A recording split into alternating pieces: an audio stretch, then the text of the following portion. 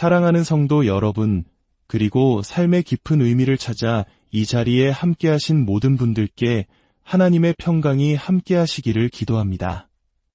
오늘 우리의 나눔을 시작하며 하나님의 귀한 말씀이 더 널리 퍼져나갈 수 있도록 구독과 좋아요로 함께해 주신다면 큰 힘이 될 것입니다. 이 작은 섬김을 통해 생명의 말씀이 필요한 이들에게 흘러가도록 축복의 통로가 되어주시길 바랍니다. 이 영상을 보시는 모든 분들의 가정과 삶 위에 주님의 은혜와 평안이 가득하기를 소망합니다. 우리는 살아가면서 문득 이런 생각을 할 때가 있습니다.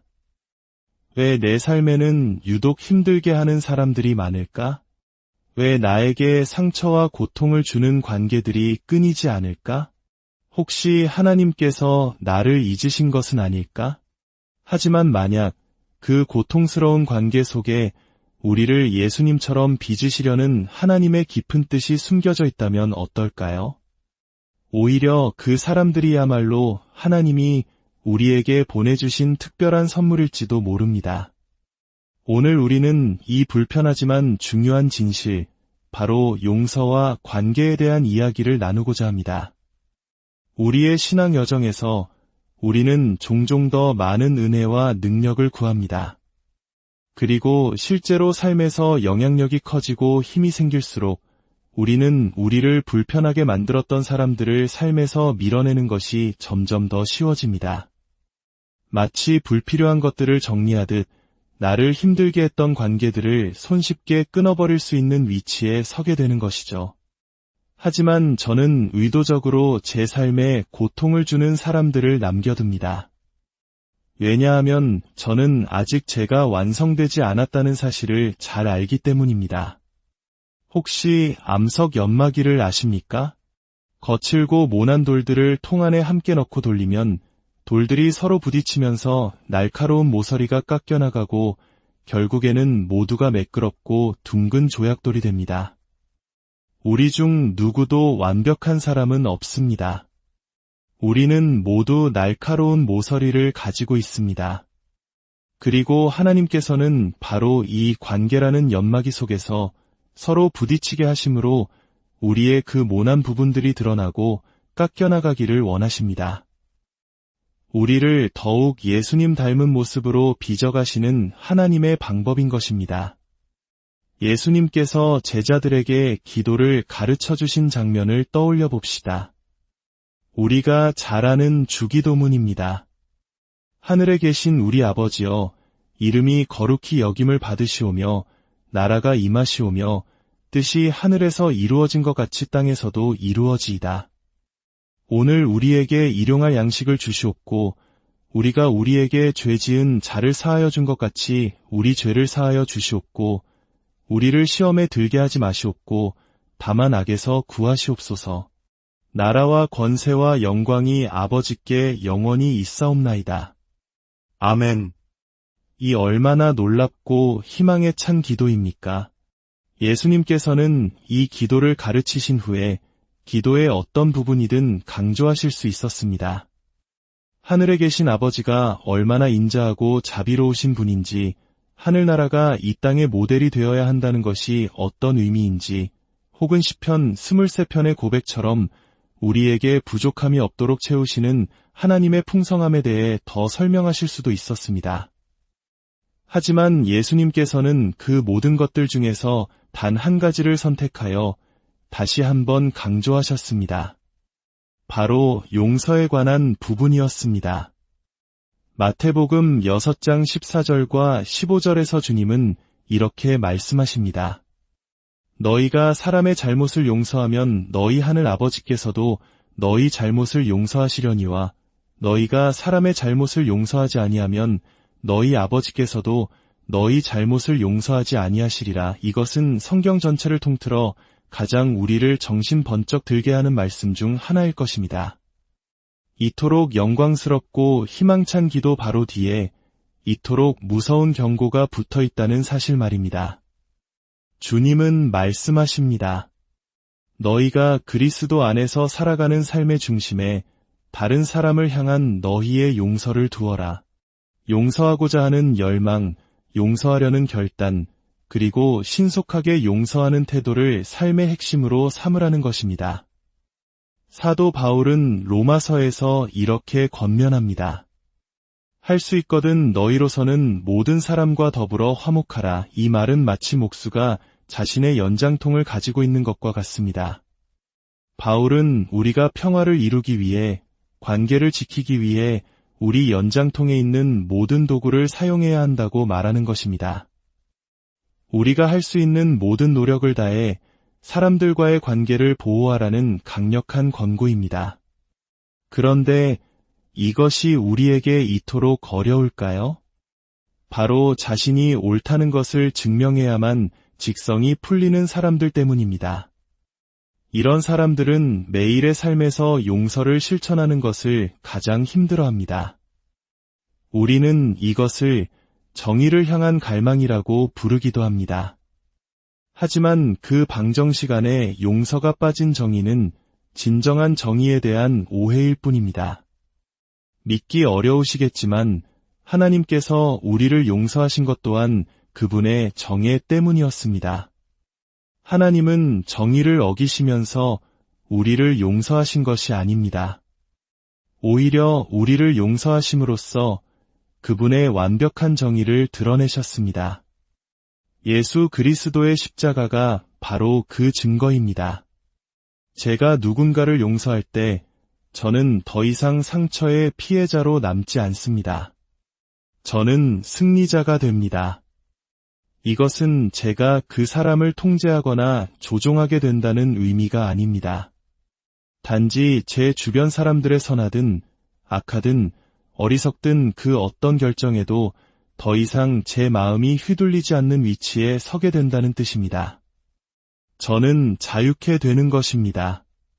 오래전 딕 조이스라는 훌륭한 선지자 한 분이 이런 이야기를 들려주셨습니다. 한 번은 그의 친구가 와서 이렇게 물었습니다. 딕, 방울뱀 사냥하러 가지 않을래요? 딕은 당연히 아니요 라고 대답했지만 문득 호기심이 생겨 물었습니다. 만약 가고 싶다면 어디로 가야 방울뱀을 찾을 수 있죠? 그곳은 절대로 가지 않기 위해 미리 알아두려는 의도였죠. 그러자 친구는 방울뱀이 나타날 만한 장소들을 설명해 주었습니다. 그러더니 가장 좋은 장소를 알려주겠다며 이렇게 말했습니다. 돌로 쌓은 담벼락이 있는 곳으로 가세요. 그리고 그 담벼락에 돌 하나가 빠져있는 틈을 찾으세요. 뱀들은 바로 그 틈, 연결되지 않은 공간 안으로 들어가 몸을 웅크리는 것을 좋아합니다. 베드로전서 2장은 우리를 살아있는 돌과 같다고 말씀합니다. 우리는 함께 지어져가는 거룩한 성전, 하나님의 집이라는 것입니다. 이 비유를 통해 우리는 무서운 영적 진실을 깨닫게 됩니다. 뱀, 즉 사탄은 바로 그 돌과 돌 사이의 틈, 관계가 끊어지고 연결되지 않은 그 공간에 숨어들기를 좋아한다는 사실입니다. 당신은 옳은 사람이 될 수도 있고 화목한 사람이 될 수도 있습니다. 둘 중 하나를 선택해야 합니다. 그 가르침을 받은 지 얼마 지나지 않아 저희는 아주 상징적인 사건을 경험했습니다. 한 컨퍼런스가 열리고 있었는데 예배당 뒤편으로 방울뱀 한 마리가 기어 들어왔습니다. 그때 예배 인도자 중 한 명이던 캣이라는 자매가 성찬식에 사용하는 작은 포도주 병으로 그 뱀을 내리쳐 잡았습니다. 한 주에는 연결되지 않은 틈에 뱀이 숨는다는 가르침을 받고 다음 주에는 성찬을 상징하는 병으로 그 독사가 죽는 것을 목격한 것입니다. 여러분, 이 메시지가 들리십니까? 성찬은 그리스도 안에서 우리가 하나됨을 상징합니다. 바로 그 하나됨이 사탄의 권세를 깨뜨리는 능력인 것입니다. 하나님은 관계의 연결을, 우리의 하나됨을 그토록 중요하게 여기십니다. 고린도전서 13장, 우리가 사랑장이라고 부르는 말씀을 함께 보겠습니다.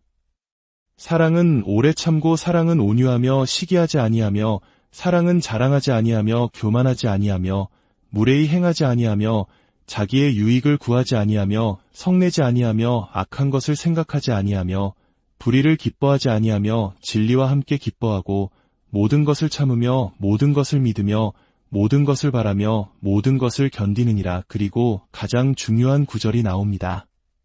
사랑은 언제까지나 떨어지지 아니하되. 저와 함께 이 구절을 고백해 볼까요? 사랑은 결코 실패하지 않습니다. 다시 한번요.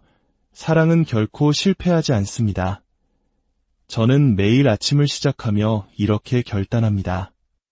나는 오늘 구속적인 삶을 살겠다. 나는 오늘 용서하는 사람으로 살겠다. 아직 누구에게도 잘못을 당하기 전에 어떤 일이 일어나든 용서할 준비를 하는 것입니다. 이것은 학대나 거짓말, 도둑질 같은 잘못된 행동들이 괜찮다고 말하는 것이 결코 아닙니다. 그저 다른 사람의 죄가 내 생각과 감정을 지배하도록 내버려두지 않겠다는 결단입니다. 쓴뿌리의 영이 내 삶의 주인이 되지 못하게 하겠다는 선포입니다. 내가 쓴 마음을 품으면 어떤 일이 일어날까요? 나는 과거에 묵이게 됩니다. 과거에 묶여 있으면 현재를 붙잡을 수 없고 미래를 향한 구속적인 해결책을 가져올 수 없습니다. 이것이 바로 사탄이 우리를 무력하게 만드는 가장 흔한 방법 중 하나입니다. 우리를 어제라는 감옥에 가두어 오늘을 살아갈 힘을 빼앗고 세상에 선한 영향력을 미치지 못하게 만드는 것입니다. 성경은 분을 내어도 죄를 짓지 말며 해가 지도록 분을 품지 말라고 명령합니다. 왜일까요? 용서하지 못하는 마음의 가시를 그대로 두면 그것이 피부 밑으로 파고들어 골마 터지고 결국 우리의 인격과 생각 속에 깊이 스며들기 때문입니다. 그것을 오래 방치할수록 그 쓴 마음은 점점 나 자신을 규정하게 됩니다. 예수님은 우리가 매일 새로운 시작을 하기를 원하십니다. 어제의 상처와 분노를 오늘까지 가져오지 않기를 바라십니다. 한 번은 10년 전에 남편이 저지른 일 때문에 여전히 분노하고 있는 한 부부를 상담한 적이 있습니다. 무려 3,650번의 해가 지도록 분을 품고 있었던 셈입니다. 저는 남편에게 물었습니다. 그 일에 대해 회개하신 적이 있습니까? 그는 그렇다고 대답했습니다. 저는 다시 물었습니다. 그렇다면 그 회개의 증거는 어디에 있습니까? 세례 요한은 회개에 합당한 열매를 맺으라고 외쳤습니다. 우리의 내적인 결단이 행동의 변화로 이어지지 않는다면 그것은 진정한 회개나 용서의 증거가 될 수 없습니다. 그것은 그저 머릿속의 철학일 뿐입니다. 예수님은 우리를 용서 철학으로 부르신 것이 아니라 용서의 삶으로 부르셨습니다. 다음 주에 그들이 다시 찾아왔을 때 저는 아내에게 물었습니다. 어떤 증거를 보셨나요? 그녀는 아니요 라고 잘라 말했습니다. 하지만 남편은 지난 한 주간 자신이 어떻게 행동을 바꾸려 노력했는지 구체적인 목록을 이야기하기 시작했습니다.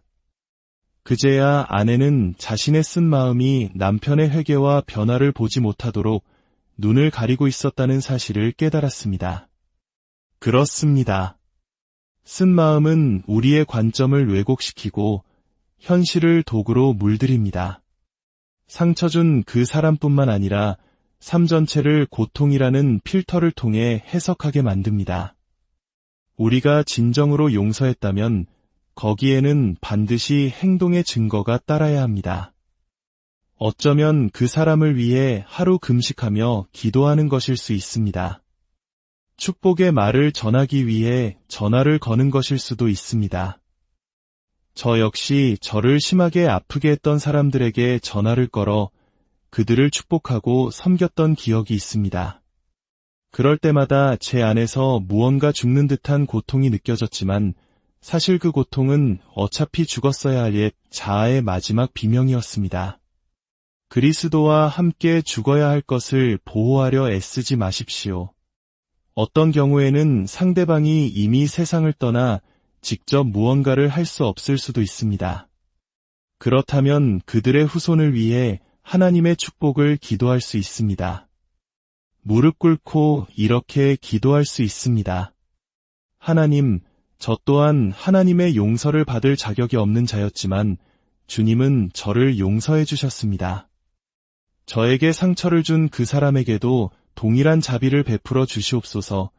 저는 최근 몇 달간 거의 매일 성찬을 합니다. 성찬을 할 때마다 제 가족 한 사람 한 사람을 위해 기도하고 치유가 필요한 이들을 위해 기도합니다. 그리고 저를 공개적으로 반대하고 저에 대한 비판적인 책을 쓰거나 컨퍼런스를 열어 저를 폄훼하는 사람들을 위해서도 기도합니다. 현재 제 기도 명단에는 5명의 이름이 올라 있습니다. 그중 3명은 세계적으로 알려진 인물들입니다. 저는 그들의 이름을 하나님 앞에 내어놓고 이렇게 기도합니다. 하나님, 저들에게 아무것도 부족하지 않게 하여 주시옵소서. 재정이든 호의든 복음을 전파할 수 있는 열린 문이든 그들의 삶에 필요한 모든 것을 채워주시옵소서. 그리고 제가 가장 즐겨하는 기도는 이것입니다. 아버지, 저들에게 자녀들이 그리고 그 자녀의 자녀들이 온 마음을 다해 주님을 섬기는 것을 보는 기쁨을 허락하여 주시옵소서. 그 즐거움과 기쁨을 누리게 하소서. 내적인 결단은 반드시 외적인 증거로 나타나야 합니다. 그것이 기도이든 선물이든 전화 한 통이든 우리는 할 수 있거든 모든 사람과 더불어 화목하라는 말씀을 지키기 위해 우리가 할 수 있는 모든 것을 해야 합니다. 쓴 뿌리의 영에 의해 더럽혀지지 않도록 말입니다. 기억하십시오. 당신의 삶에 더 큰 힘과 영향력이 주어질수록 하나님께서 당신을 예수님처럼 만드시기 위해 멍에를 함께 지게 하신 그 고통의 사람들을 제거하려는 유혹 또한 더 커진다는 것을. 성숙함의 문제, 축복의 문제는 바로 이것입니다. 당신은 변화가 필요한 자신의 모습을 보지 못하도록 스스로를 고립시킬 수 있다는 것입니다. 아무 갈등도 고통도 없는 완벽한 환경을 만들 수 있는 힘이 생기는 것이죠. 하지만 문제는 하나님께서 주권적으로 나에게 고통을 주는 사람들과 나를 짝지어 주셨다는 사실입니다. 왜일까요? 당신이 생각하는 당신의 모습이 진짜 당신이 아니기 때문입니다. 그리고 그 사람을 당신의 삶에 두심으로써 당신을 절대적인 정직함과 하나님을 향한 의존의 자리로 이끄시기 위함입니다. 갈등과 배신으로 잠 못 이루는 밤, 하나님 앞에 나아가 부르짖을 때 비로소 우리는 그 관계 속에 숨겨진 하나님의 선하심을 발견하게 됩니다. 그 사람 안에 있는 좋은 점들을 찾아 감사하기 시작할 때, 믿음이 우리 마음에 홍수처럼 밀려올 때 더 이상 그 문제는 우리를 아프게 하지 못합니다. 왜냐하면 내가 움직여서 하나님이 지워주신 그 멍에에 내 몸을 맞추었기 때문입니다. 그 멍에는 벌처럼 보였지만 실은 그리스도의 형상을 닮아가도록 우리를 이끄시는 하나님의 선물이었습니다. 그 멍에 안에서 감사와 기쁨을 배울 때 우리는 비로소 그분과 함께 걷는 자유를 누리게 됩니다. 어떤 이들은 문제가 없으면 기도하지 않습니다. 고통은 열정적인 기도를 낳습니다. 당신의 마음을 움직이는 기도가 하나님의 마음을 움직입니다. 당신의 마음조차 움직이지 못하는 기도는 하나님도 움직일 수 없습니다. 우리가 서로를 향한 하나됨의 가치를 우리의 개인적인 성취나 자유보다 더 높게 둘 때 하나님께서는 그것을 무엇보다 기뻐하십니다. 예수님은 요한복음 17장에서 이렇게 기도하셨습니다. 아버지여, 아버지께서 내 안에, 내가 아버지 안에 있는 것 같이 그들도 다 하나가 되어 우리 안에 있게 하사 세상으로 아버지께서 나를 보내신 것을 믿게 하옵소서. 세상을 향한 가장 강력한 2가지 증거는 바로 하나됨과 기적입니다. 사탄이 왜 그토록 우리 사이에 분열과 상처를 조장하려 애쓰는지 아시겠습니까? 그것이 바로 이 복음이 진짜라는 우리의 증언을 세상으로부터 훔쳐가기 때문입니다. 우리의 목소리를 빼앗고 증거를 훔쳐가고 이 놀라운 복음의 능력을 설명하는 모든 것을 앗아가기 위함입니다. 우리가 더 적게 알았을 때 우리는 더 많이 사랑했습니다. 신학적 지식이 깊어질수록 오히려 서로에게서 멀어지는 역설을 우리는 경계해야 합니다. 하나됨에는 대가가 따릅니다. 나의 권리, 나의 생각, 나의 비전 일부를 내려놓아야 합니다. 진리를 타협하라는 것이 아니라 그 진리이신 예수님께서 무엇보다 귀하게 여기셨던 하나됨을 지키기 위해 나의 자아를 십자가에 못 박아야 한다는 의미입니다. 하나님 아버지, 오늘 우리 마음속의 모든 쓴뿌리를 제거하여 주시옵소서.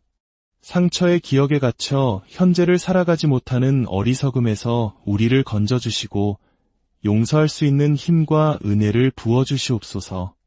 우리에게 고통을 주는 그 사람을 통해 우리를 빚어가시는 주님의 손길을 신뢰하게 하시고 그리스도의 사랑으로 그들을 품게 하옵소서. 그리하여 우리의 하나됨을 통해 세상이 주님을 보게 하여 주시옵소서. 주 예수 그리스도의 이름으로 여러분 모두를 축복합니다.